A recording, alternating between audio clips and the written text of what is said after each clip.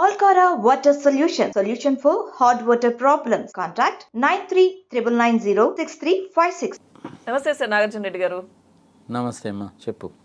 Sir, నేను చాలా మంది దగ్గర విన్నాను సార్, టీడీపీ అధినేత చంద్రబాబు నాయుడు గారిని బీజేపీ నమ్మదు అని. చాలా విశ్లేషణల్లో అనలిస్టులు వాళ్ళు కొంతమంది అనడం, కానీ ఇంకా బయట కూడా బాబుని బీజేపీ నమ్మదు, నమ్మే పరిస్థితి లేదని ఇవి చాలా విన్నాను సార్. నేను నిజంగా నమ్మదా సార్ బీజేపీ? ఎందుకు ఒకవేళ నమ్మదు అని అంటే కారణాలు ఏంటి సార్ నమ్మకపోవడానికి? అంటే నేను మీ స్టూడియోకి వచ్చినప్పుడు మీరు అడుగుతారు, ఇంకెక్కడికైనా వెళ్తే ఒకళ్ళు ఇద్దరు అడుగుతుంటారు. అఫ్కోర్స్ టీవీ ఛానల్స్కి వెళ్ళడం అనేది నేను తగ్గించాను. ఆ టైం వేస్ట్ అయిపోతుంది కదా అన్న ఉద్దేశంతో. మరి what you said is 100% correct Durga. చాలామంది అంటారు బయట కూడా, మేము కూడా ఎప్పుడైనా మాట్లాడుకున్నప్పుడు కూడా అనుకుంటాం అన్నమాట, ఎవరినైనా నమ్మొచ్చు కానీ చంద్రబాబు నాయుడు మటుకు నమ్మకూడదా బాబు అంటారు. అదేంటి అది అట్లా ఎట్లా అంటావు నువ్వు సంఘ సంవత్సరం అంటే, నీకు తెలిసినవా, నీకు తెలియదు అనుకుంటున్నావా, ఏంది మా నోటితో చెప్పించాలని చెప్పి అంటున్నావు అని అంటారు. బట్ అందరికీ కూడా అన్ని విషయాలు తెలుసు. చంద్రబాబు నాయుడు అంత నమ్మదగ్గ మనిషి కాదు అనేటువంటిది బీజేపీ వాళ్ళకి చాలా గట్టి అనుభవాలమ్మ వాళ్ళకి. ఒక్కొక్కటి తీసుకుంటూ కనుక వస్తే మనము ప్రజలకు కూడా తెలియాలి కాబట్టి. 1997లో కాకినాడలో బీజేపీ వాళ్ళు మీటింగ్ పెట్టారు. ఒక ఓటు 2 రాష్ట్రాలు, అదే రెజల్యూషన్, ప్రధాన ఎజెండా అదే, దాని మీదనే పెట్టారు. దాని తర్వాత వాజ్పేయి గారు ప్రైమ్ మినిస్టర్గా ఉండడము, సంగతి సమాచారము, అబ్దుల్ కలాం గారిని ప్రెసిడెంట్ చేయడము, అలాంటి పనులన్నీ చేసినప్పుడు కూడా చంద్రబాబు నాయుడిని బాగానే మర్యాద, గౌరవము, సంగ సమాచారం ఇచ్చారు ఆయనకి. దాన్ని ఆయన నిలబెట్టుకోలేదు. వాళ్ళు ఎప్పుడైతే ఆ రకంగా రెజల్యూషన్ పాస్ చేశారో, రెజల్యూషన్ పాస్ చేసిన తర్వాతనే కదా 96 తర్వాత 98 ఎలక్షన్స్ వచ్చినాయి. వాళ్ళు దాన్ని చెప్పినటువంటి దాన్ని ఇది కరెక్ట్ కాదు అనే మాట ఆయన చెప్పలా. ఏదో ఒక విషయం అయితే చెప్పాలిగా. మీరు చెప్పింది కరెక్ట్ అండి, అలాగే చేద్దామని అనాలిగా, అనలేదు. అంటే ఆయన మనసులో ఏముందో తెలియదుగా. వాళ్ళైతే క్లియర్గా చెప్పారు, ఈయన క్లారిటీ లేదు, ఏం చెప్పలేదు. తర్వాత ఆయన ముఖ్యమంత్రి అయ్యాడు, ముఖ్యమంత్రిగా ఉన్నాడు కూడా. 27వ తారీఖు ఆగస్టు 2003 గుజరాత్కి అప్పుడు నరేంద్ర మోడీ గారు ముఖ్యమంత్రిగా ఉన్నారు. ప్రచారం కోసం అని చెప్పి వస్తున్నారు ఆయన. హైదరాబాద్ వస్తుంటే, నువ్వు హైదరాబాద్లో దిగావంటే నిన్ను అరెస్ట్ చేసి మళ్ళీ తిరుగు విమానం ఎక్కిచ్చేస్తా అన్నాడు. అది ఎలా కుదురుతుందమ్మా? కుదరదు కదా. ప్రజలకు కూడా తెలియాలి కాబట్టి ఎయిర్పోర్ట్స్ అన్నీ కూడాను ఎయిర్పోర్ట్స్ అథారిటీ ఆఫ్ ఇండియా వాళ్ళ మేనేజ్మెంట్ కింద ఉంటాయి. అక్కడ సెక్యూరిటీ వాళ్ళందరూ కూడాను సెంట్రల్ ఇండస్ట్రియల్ సెక్యూరిటీ ఫోర్సెస్ వాళ్ళ చేతిలో ఉంటుంది, కానీ స్టేట్ గవర్నమెంట్కి సంబంధం ఉండదు. ఈయన ఎలా వెళ్ళి అరెస్ట్ చేయిస్తాడు? అవివేకంతో మాట్లాడావా, ఓవర్ కాన్ఫిడెన్స్తో మాట్లాడావా? బీజేపీ వాళ్ళు ఆలోచిస్తారా లేదా? ఏంది ఈయన పెద్ద మనిషి ముఖ్యమంత్రి అంటాడు, సంఘ సంవత్సరం ఎటు మాట్లాడతాడు ఏంది అని అనుకుంటారా లేదా? అందరూ వేరే రాష్ట్రానికి సంబంధించిన ముఖ్యమంత్రి వస్తున్నప్పుడు మర్యాదపూర్వకంగా నువ్వు వెళ్ళి ఆయన రిసీవ్ చేసుకొని ఆయనకు సకల మర్యాదలు చేసి ఆయన చేసుకున్న పని ఏదో ఆయన చేసుకొని పోయేటట్టు చేయాలి. నీది టీడీపీ పార్టీ, వాళ్ళది BJP party, so what? He's also an equal person కదా.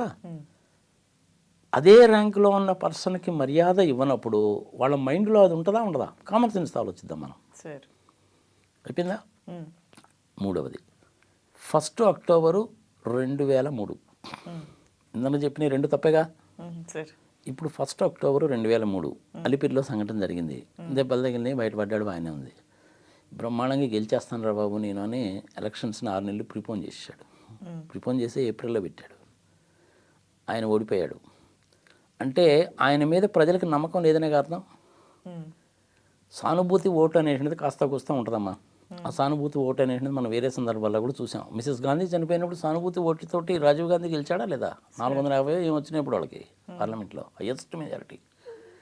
ఆ సానుభూతి పనిచేస్తుంది అనుకున్నాడు, అది పనిచేయాల. రాజశేఖర రెడ్డి గారు గెలిచారు, సరే అయిపోయింది, ఆ పొజిషన్లో ఉన్నాం. 2009లో కూడా మళ్ళీ రాజశేఖర రెడ్డి గారు గెలిచారుగా.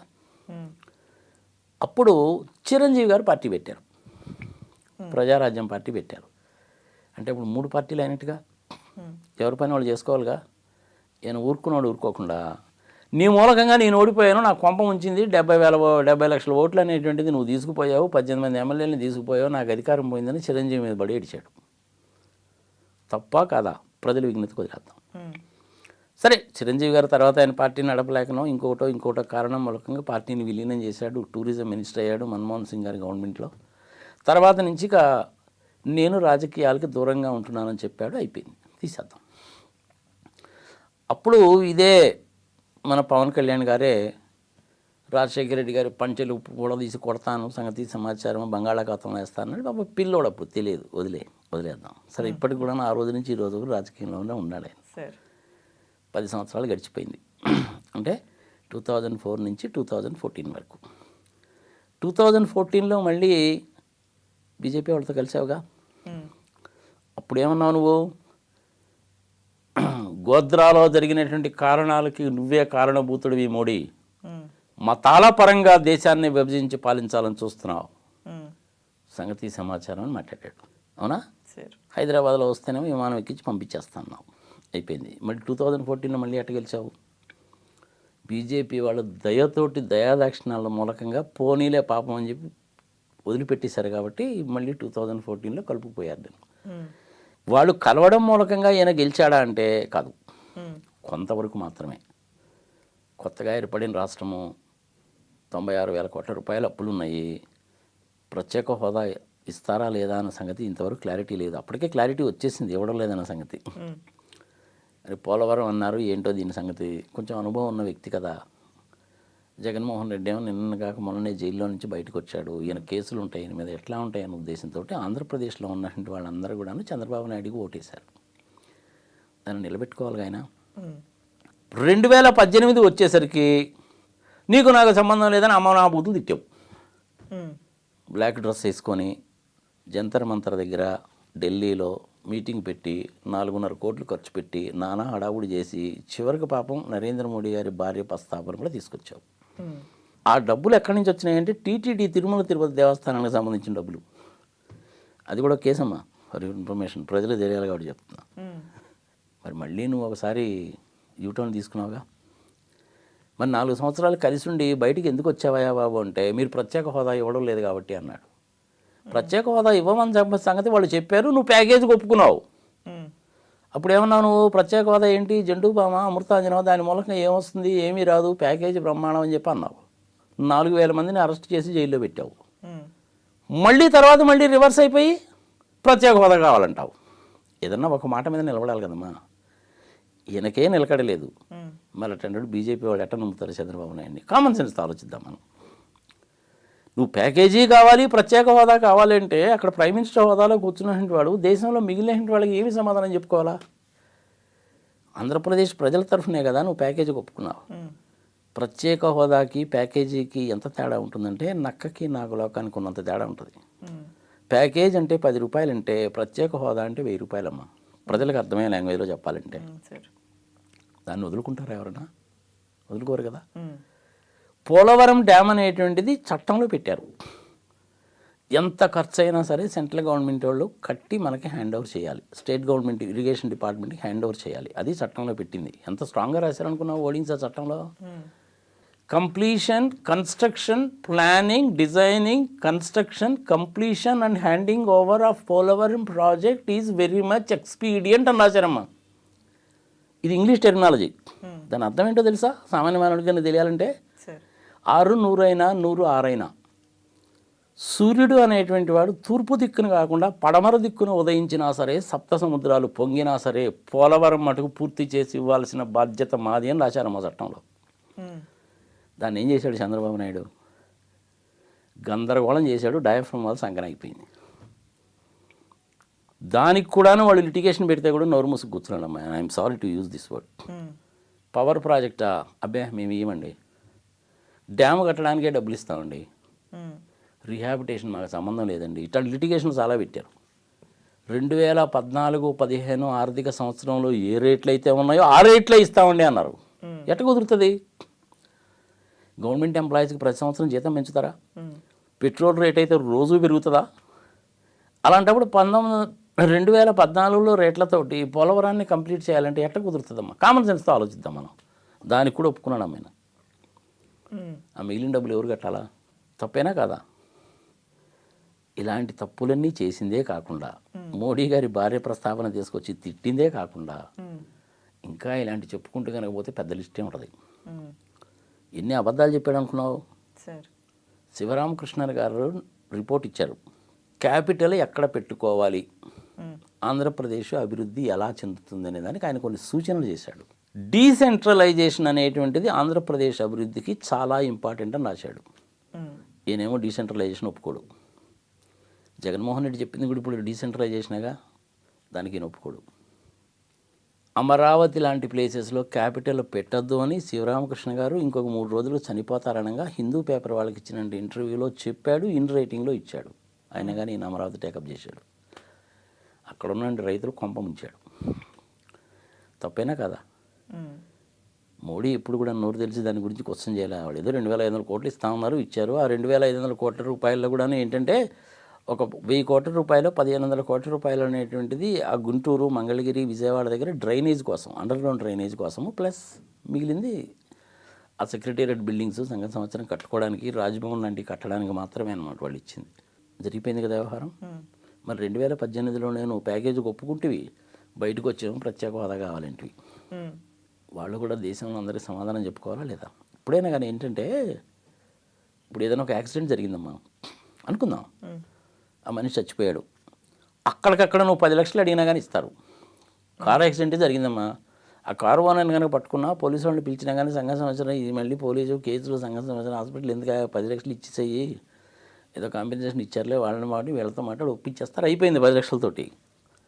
నువ్వు దానికి కనుక ఒప్పుకోలేదనుకో, అసలు ఎవరిది తప్పు, నాది ఎట్ట తప్పు అవుతుంది, నేను హైవే మీద పోతున్నాను, 60 కిలోమీటర్ స్పీడ్తోనే పోతున్నాను, వాడు అట్టించి ఇటుకి జంప్ చేశాడు, సంఘ సంవత్సరం నుంచి వీణది అంటారు. మనిషి ప్రాణం కదమ్మా. ఆ మూమెంట్లో నువ్వు 10 లక్షలు అడిగినా కానీ టక్మని చెప్పి ఇచ్చేస్తారు. ప్రత్యేక హోదా కూడా అలాంటిదే. ఎప్పుడైతే చంద్రబాబు నాయుడు గారు గెలిచారో జూన్ 2, 2014 దగ్గర నుంచి స్టేట్లు డివైడ్ అయిపోయినాయి. నీకు మెజారిటీ వచ్చింది, నువ్వు ముఖ్యమంత్రివి అవుతున్నావు, అయ్యావు కూడా. ప్రత్యేక హోదా ఇస్తేనే నేను ముఖ్యమంత్రిగా ప్రమాణ స్వీకారం చేస్తాను. మన్మోహన్ సింగ్ గారు అసెంబ్లీలో పార్లమెంట్లో చెప్పారు 5 సంవత్సరాలని. వెంకయ్య నాయుడు గారు బల్లగుద్ది మరీ చెప్పారు 10 కాదు 15 ఇస్తామని. మీరు అధికారంలోకి వచ్చారు, ఇద్దరం కలిసే ఇప్పుడు ఉన్నాము, మీరు ఇవ్వండి అని చెప్పి ఆ రోజే కనుక అడిగితే ఇచ్చిండేవాళ్ళు. మరి చేయలేదు, ఆయన వదులుకున్నాడు. ఎందుకని? ఒప్పించారు ఈయన్ని. ప్రత్యేక హోదా అంటే 1000 రూపాయలు అనుకోమా, ప్యాకేజ్ అంటే 10 రూపాయలే. ఎంత తేడా ఉంటుంది దానికి దీనికి? 10 సంవత్సరాల పాటు ఆంధ్రప్రదేశ్కి కనుక ప్రత్యేక హోదా లాంటి ప్యాకేజీ, పన్ను రాయితీలు ఇస్తే చాలమ్మా 10 సంవత్సరాలు. ఎక్కడికో వెళ్ళిపోతుంది ఆంధ్రప్రదేశ్. 974 కిలోమీటర్ల తీర ప్రాంతం ఉంది, ఆయిల్ ఉంది, గ్యాస్ ఉంది, సోలార్ ఎనర్జీని ప్రొడ్యూస్ చేయొచ్చు, 3 నదులు పోతున్నాయి, ఆల్రెడీ కొన్ని ప్రాజెక్టులు ఉన్నాయి, పోలవరం ప్రాజెక్ట్ వస్తుంది, అగ్రో ఇండస్ట్రీస్ పెట్టుకోవచ్చు, అన్ని ఫెసిలిటీస్ ఉన్నాయి మనకి. ఐరన్ ఓర్ ఉంది, లైమ్ స్టోన్ ఉంది, అన్ని ఫెసిలిటీస్ ఉన్నాయి, పెట్టుకోవచ్చు, ఫారెస్ట్ ఏరియాతో సహా ఉంది. చేతులారా ఆయన ఆ ప్యాకేజీకి ఒప్పుకొని నాశనం చేశాడు. దీని మూలక మాకేం లేదమ్మా, హైదరాబాద్లో ఉండేవాడికి నాకే ఉంటుంది, యంగ్స్టర్స్కి మీకు దెబ్బ, ఆ ప్రాంతంలో ఉండేవాడికి దెబ్బ. తెలుగు జాతికి నువ్వు ద్రోహం చేసావా లేదా? అది కూడా మోడీ గారికి గుర్తుంటుంది.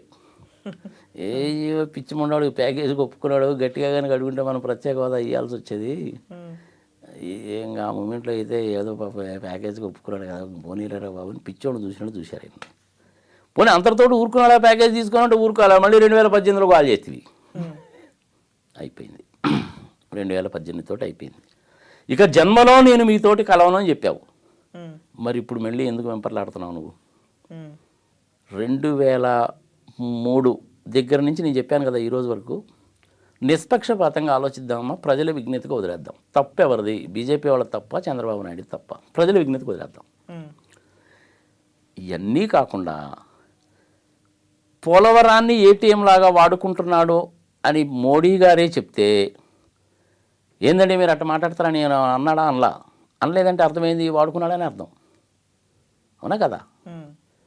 అమిత్ షా గారు వచ్చినప్పుడు కేంద్ర హోంమంత్రిగా ఉన్నటువంటి వాడిని నువ్వు విభేదించినప్పటికీ కూడాను, బయటికి పోయినప్పటికీ కూడాను, ఆ స్థాయిలో ఉన్నవాడు వచ్చినప్పుడు నువ్వు ఎయిర్పోర్ట్కి వెళ్ళి రిసీవ్ చేసుకోవాల్సిన పని లేదు. ఆయనకు అవసరమైన భద్రత లాంటిది కల్పించి చక్కగా దర్శనం చేసి పంపించినా కానీ సరిపోద్ది. కొంచెం ఆయన సంగతి చూడడా, హోంమంత్రి అంటే ఒక మాట కింద చెప్తే అక్కడ ఉండేవాళ్ళు చూసుకుంటారు. చెప్పులు వేస్తూ నువ్వు ఆయన మీద గుర్తుపెట్టుకోనమ్మా ఇవన్నీ వాళ్ళు. ఇన్ని విషయాలు ఉన్నాయి కాబట్టి ఇన్ని రోజుల నుంచి ఈయనంతా ఆయారాం గాయారాం అండి, మాట మీద నిలబడడు. కాంగ్రెస్ వాళ్ళతో కూడా వెళ్ళి కాళ్ళు గడ్డాలు పట్టుకుంటాడు. ఇంకో పాయింట్, మమతా బెనర్జీ దగ్గరికి వెళ్ళాడు ఒకసారి, స్టేజ్ మీదకి ఎక్కాడు, మైక్ తీసుకొని మాట్లాడబోయాడు, మైకు చేతిలో నుంచి లాగేసుకుంది. అంతటితో ఊరుకుందంటే ఊరుకోలా. పెగాసిస్ సాఫ్ట్వేర్ కొనుక్కున్నాడేమోనండి, ఆలోచించండి అని చెప్పి ఆమె చెప్పింది. ఎక్కడ? వెస్ట్ బెంగాల్ అసెంబ్లీలో చెప్పింది. నా దగ్గరికి వచ్చారు పెగాసిస్ సాఫ్ట్వేర్ వాళ్ళు, మాకు అక్కర్లేదు, ఈ సాఫ్ట్వేర్ చాలా డేంజరస్ అని పంపించాము, బట్ ఆంధ్రప్రదేశ్ వాళ్ళు ఏదో కొనుక్కోవాలనే ఉద్దేశంతో ఉన్నారు, మీరు వెళ్ళండి వచ్చిపోయారట వాళ్ళు. ఆ పెగాసిస్ సాఫ్ట్వేర్ అని చాలా డేంజరస్ సాఫ్ట్వేర్, ఇది ఓన్లీ గవర్నమెంట్స్కి అమ్ముతారు. అదే కదా మధ్య గోలైంది, అందరి కూడాను డేటా అంతా కూడా పోతుంది, సంగతి సమాచారం అని. ఇప్పుడు బిజు పట్నాయక్ ఉన్నాడు అనుకో, మా కాంగ్రెస్ వాళ్ళు ఉన్నా బీజేపీ వాళ్ళు ఉన్నా కానీ ఆయన పని ఆయన చేసుకుంటూ పోతాడు. కానీ చంద్రబాబు నాయుడు అలాంటి వాడు కాదు. స్టాలిన్ ఉన్నాడు అనుకో, బీజేపీ వాళ్ళతో బాగానే ఉన్నాడుగా, బీజేపీ వాళ్ళకి సపోర్ట్ ఏం కాదుగా, ఆయన ఇద్దరు కలిసి పోటీ చేయలేదుగా, బట్ రిలేషన్లు అయితే బాగానే ఉన్నాయిగా. కేరళ ముఖ్యమంత్రి విజయన్ గారు కూడా వాళ్ళతో బాగానే ఉంటాడుగా. మరి చంద్రబాబు నాయుడుకి ఏంది పూజాకాలమా, ఏం రోగం వచ్చింది, అనవసరం ఊరుకోకుండా నోటికి వచ్చిన అడ్డమైన వాడు అవుతాడేంటి? న్యాయమా ధర్మమా, ప్రజల విజ్ఞతకు వదిలేద్దాం. ఇన్ని కారణాల మూలకంగా చంద్రబాబు నాయుడు నమ్మరు. ఎందుకు ఇన్ని రోజులు డిలే అయిందంటే కారణం ఏందయ్య బాబు అంటే ఈయన మీద నమ్మకం లేదు. చూద్దాం చూద్దాం చూద్దాం, ఏమంటాడో చూద్దాం, ఏమంటాడో చూద్దాం, ఏమంటాడో చూద్దాం అంటున్నాడు. పాపం ఈయన మధ్యలో పవన్ కళ్యాణ్ ఏమో పాపం 10th క్లాస్ వేలో పిల్లోడు, వీడికి తెలియదు, వీడికి రాజకీయం తెలియదు, ఇటు ఫైనాన్స్ తెలియదు, అకౌంట్స్ తెలియదు, రాజకీయం తెలియదు, ఏది తెలియదు ఆయనకి. కలుదాయన కొద్దిగా ఇటు గంత అటు గంత ఇస్తుంటాడు. ఆయనకు సంబంధించిన వాళ్ళేమో పవన్ సీఎం అంటుంటాడు. అది కాదురా బాబు అని చెప్పి లోకేష్ చెప్పేశాడు. ఇవాళ కూడా చెప్పలేదుగా కనీసం. అయినా కానీ ఈయన వాళ్ళతోనే ఉంటానంటాడు. ఒక పక్కేమో బీజేపీ వాళ్ళతోటి పొత్తంటివి. 2019 ఎలక్షన్లు అయిపోగానే ఒక నెల రోజుల్లోనే పోయి వాళ్ళతో కలిసివి. ఇన్నాళ్ళ నుంచి వాళ్ళతోటి ఉంటివి. ఇప్పుడేమో వాళ్ళతో ఉన్నావా లేదా అన్న సంగతి నువ్వు వాళ్ళకే చెప్పడంలా. అడగాల్సిన అవసరం వాళ్ళకి లేదు, వాళ్ళు అడగలా. ఢిల్లీలో కూర్చొని తమాషా చూస్తున్నారు. తాట తీస్తారు రేపు వీళ్ళిద్దరిది. వీళ్ళేదో మీ సీట్లు అనౌన్స్ చేసుకున్నాము, ఆహా ఓహో, అసలు మోడీకి జలక్ ఇచ్చాను నేను చంద్రబాబు నాయుడు అనుకుంటున్నాడు. కానీ మోడీకి జలక్ ఇవ్వడం కాదు, రేపు వాళ్ళు ఆయనకి పెద్ద జలక్ ఇస్తారు. అది మామూలు జలక్ కాదు. 118 కోట్ల ఇన్కమ్ ట్యాక్స్ కేసు, అవునా, 371 కోట్ల case, fibre net case, outer ring road case, ఇవన్నీ కాకుండా 25 సంవత్సరాల కింద ఉన్న ఏలేరు స్కామ్ కేసు, ఇవన్నీ ఉన్నాయిగా. ఇవన్నీ ఆయుధాలేగా వాళ్ళకి. ఇంత చేటు ఉన్నప్పటికీ కూడా ఈయన ఎందుకు అనౌన్స్ చేశాడు అంటే, నా ప్రతాపం ఏందో చూపిద్దాం, ఇప్పటికన్నా సరే బీజేపీ వాళ్ళు దారికి వచ్చి నా దగ్గర కాళ్ళబేరానికి వస్తారన్న ఉద్దేశంతో చేశాడు. ఈయన వాళ్ళ కాళ్ళబేరానికి పోవడం కాదు, వాడు రావడం కాదు, ఈయన పోవాల్సి వస్తుంది. ఇప్పుడు చక్కగా ఉన్నాడండి. దాన్ని నిజంగా చెప్పాలండి, తెలుగుదేశం పార్టీని నాశనం చేశాడు. పార్టీని తీసుకోవడమే వెన్నుపోటు పొడిచి తీసుకుంటువి. ఇటు ఈ మొత్తం డ్రామాలో ప్రధాన పాత్ర పోషించింది ఎవరా బాబు అనేసి అంటే రామోజీరావు గారు. ఆయన మీద ఉండే కేసులు ఆయన మీద ఉన్నాయి. అయినప్పటికీ ఆయన వయసుకు గౌరవం ఇచ్చి అమిత్ షా వచ్చి చూసిపోయాడుగా. జూనియర్ ఎన్టీఆర్ని పిలిచాడు కానీ వీళ్ళిద్దరిని పిలవలేదమ్మా. చంద్రబాబు నాయుడు విలువ నాడే తెలుస్తుందిగా. కానీ ఇన్ని కారణాల మూలకంగా, దుర్భాషల మూలకంగా, మిత్రధర్మాన్ని పాటించకపోవడం మూలకంగా, ఇచ్చిన మాట మీద నిలబడకపోవడం మూలకంగా, చెప్పినట్టు వినకపోవడం మూలకంగా, అవినీతి కార్యక్రమాలకి పాల్పడడం మూలకంగా, అవమానకరంగా మాట్లాడడం మూలకంగా బీజేపీ వాళ్ళు ఈయన నమ్మరు. దగ్గరకు కూడా రాని. నేను సంవత్సరం నుంచి చెప్తూనే ఉన్నా కదా, మా బీజేపీ వాళ్ళు డోర్స్ క్లోజ్ చేశారు, వీళ్ళని రానివ్వరు అని. పవన్ కళ్యాణ్ అనవసరంగా ఆయాసపడుతున్నాడు కానీ ఈయనేమో ఆయాసపడతాడు, ఆయనేమో ఆరాట పడతాడు. వాళ్ళేమో ఆరాంగా చూస్తుంటారు అన్నమాట ఢిల్లీలో కూర్చొని. అది ఓకే సార్. అలాగని చెప్పి బీజేపీ వాళ్ళు ఆంధ్రప్రదేశ్లో ఇండిపెండెంట్గా పోటీ చేస్తారంటే నాకు తెలిసి ఈసారి ఒక 15-20 స్థానాల్లో వాళ్ళు ఇండిపెండెంట్గానే పోటీ చేస్తారు అని నేను అనుకుంటున్నాను. గెలుస్తారా లేదా అన్నది కాదు వాళ్ళకి కావాల్సింది. మేము ఫీల్డ్లో ఉన్నాము. ఒకవేళ 2-3 గెలిచారనుకోండి, ఆశ్చర్యపడాల్సిన పని ఏం లేదు. అది సో ఏమైనా జరగచ్చు. వాళ్ళకి మెయిన్గా కావాల్సింది ఎంపీ సీట్లు కావాలి. జగన్మోహన్ రెడ్డితో రిలేషన్ పాడు చేసుకోరమ్మా. చక్కటి రిలేషన్ ఉన్న ఎదుగుబాటు చేసుకుంటారు వాళ్ళు. చంద్రబాబు నాయుడు కోన్కేసుగా గొట్టంగా అడిగిందా లెక్క అని నేను అనడం కూడా భావ్యం కాదు. ఎందుకంటే అంత హార్ష్ లాంగ్వేజ్ ఉపయోగించాల్సిన పని లేదు, పొలైట్గానే మాట్లాడుకోవచ్చు. చంద్రబాబు నాయుడిని నమ్మరు, దగ్గరికి రానిరు, తమాషా చూస్తూ ఉంటారు. ఎప్పుడు దెబ్బ కొట్టాలో అప్పుడు దెబ్బ కొడతారు. Okay sir, right, thank you sir.